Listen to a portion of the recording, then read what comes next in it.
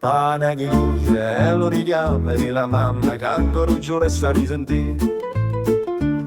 Pane che lui e lo richiama di la compagna, caporuggio volesse rivivere.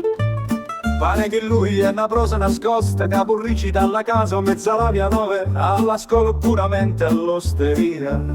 Pare che lui è la preghiera degli angeli, capurricità da solo con compagni e ovunque ti pare.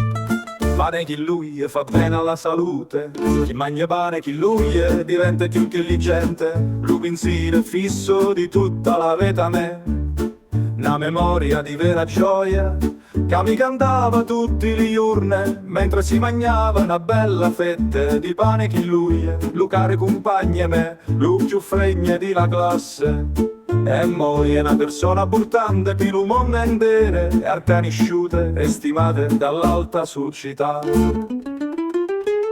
Pane che lui è in gran parte di un stivale di un mondo intero, si mangia a merenda o colazione, ma pilli per il paese ma in Abruzzo, si mangiato in compagnia, può diventare un vero e proprio pranzo di spuse, e tere fuori di salsicce di vindricene, li pipune, li salamene.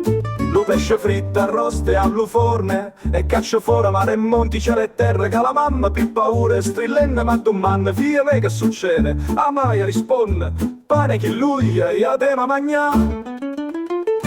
Pane che lui è una statua con bandò, ma è una sorta di piedistallo, perché ci si può mettere sopra tutte cose, fave e pecorino, risotto e pimmatore, patane e figatene, insalate e cicocce, salsicce e pintricene, e lì può annaffianchi la birra e l'uvene che ti pare.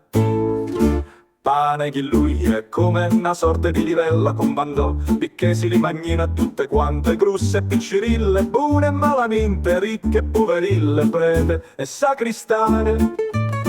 Ma in fondo, pane che lui è comandò, picchi come me li magna tutte le giorni, è una sorta di 4 stagioni, in autunno per chi sa piagne e sa soffrire, e inverno per chi sa combattere e sa morire, è una primavera per chi surrede e fa surrede, e in estate per chi sa faticare e si sa riposare.